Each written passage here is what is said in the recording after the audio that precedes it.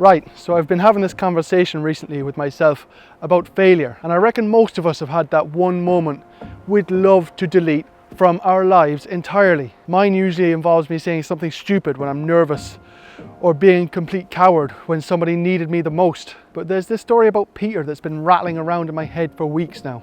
You know Peter, the lad who denied knowing Jesus 3 times right when Jesus needed him the most. Everyone knows that story. But what happened after? That's where it gets interesting. Because here's one thing. Jesus didn't cancel Peter. And I think that matters more than we realize. Especially now, when one mistake can feel like the end of the world. Let me paint you a picture of where Peter was at. This was a man who had left everything. His fishing boat, his livelihood, his entire identity to follow Jesus. For 3 years, he's been the one making grand speeches about loyalty. Even if everyone else abandons you, I never will. Sound familiar? We've all been that confident, haven't we? Then comes the night Jesus was arrested. Peter's sitting outside by this fire where they're holding Jesus, and the servant girl spots him. "You were with that Jesus fellow, weren't you?" she says. Peter just bottles it. "I don't know what you're on about." And it happens twice more. Each time Peter's denial gets stronger, more desperate. And then the cock crows, just like Jesus said it would. Luke tells us that Jesus turned and looked at Peter right then.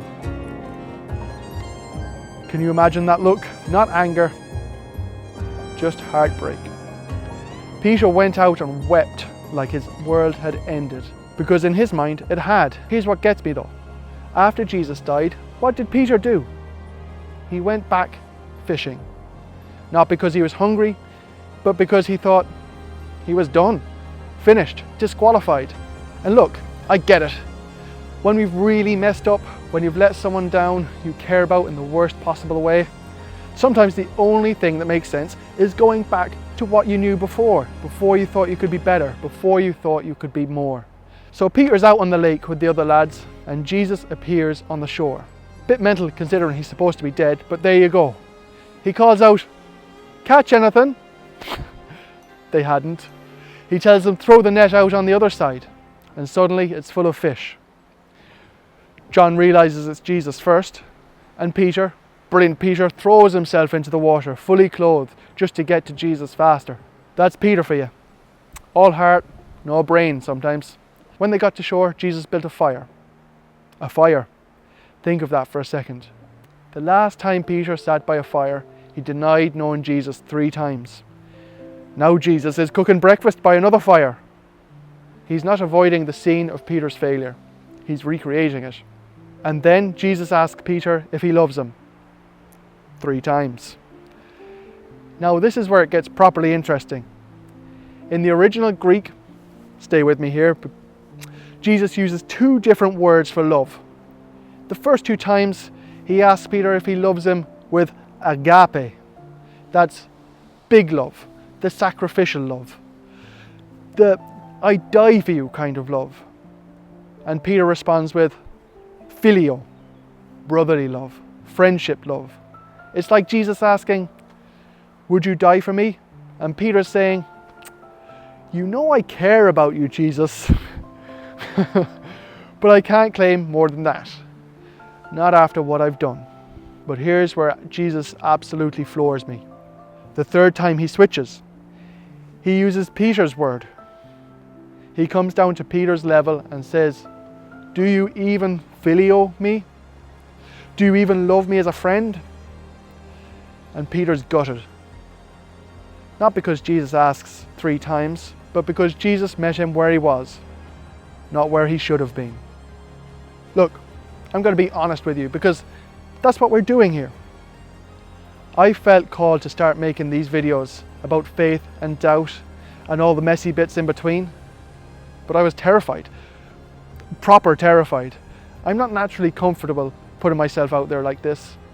I'd rather have a quiet chat over a pint than stand up and share my thoughts with strangers on the internet. I mean, my real thoughts. But something kept nudging me to do it anyway, and God didn't wait for me to feel ready. He didn't wait for me to have it all figured out. He just said, "Will you trust me with your shaky faith and your nervous energy and your tendency to overthink everything? Because here's what I'm learning. God doesn't need perfect people.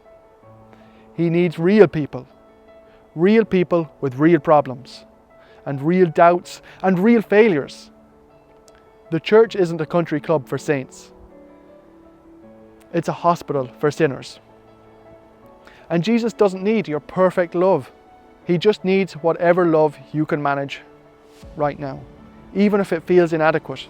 We can only love God in our human way, not in His way, but that's enough for Him. That's more than enough. So 3 times, once for each denial, Jesus tells Peter to feed his sheep. 3 failures, 3 questions, 3 second chances. Jesus is essentially saying, your failure doesn't disqualify you from the mission. It qualifies you to understand the people you're meant to serve. This echoes something from Ezekiel, where God promises to raise up shepherds who actually care about the sheep instead of just using them. Jesus is saying, Peter, you know what it's like to be a broken sheep. Now you can shepherd other broken sheep. And then Jesus says something that would actually have given Peter the chills. When you're old, you'll stretch out your hands. It's a reference to how Peter would eventually die, crucified, like Jesus. Even in restoration, Jesus is honest about the cost. It's a big cost. But here's the miracle. Peter did it. The man who crumbled before a servant girl later stood before emperors and kings. The man who went back to fishing became the rock on which the early church was built. Your failures aren't the end of your story. They're not even the most important part of your story.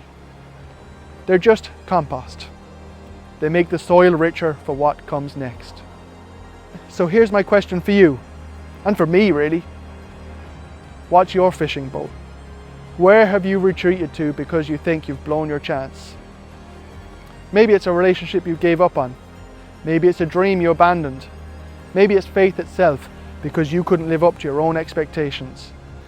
Jesus is still building fires on beaches, still asking you to love Him, still meeting us where we are instead of where we think we are. The invitation is still there. Come, follow me. Not come when you're ready, not come when you're perfect, just come. If this hit you where you needed to hear it, maybe let me know in the comments. And if you're finding these conversations helpful, subscribe if you'd like. I'll keep wrestling with these conversations as long as you'll have me. Because at the end of the day, we're all Peter. We're all sitting by fires wondering if we still belong. And the answer is yes. Yes, we do. Now go feed some sheep. My name's Jacob, and this might be church.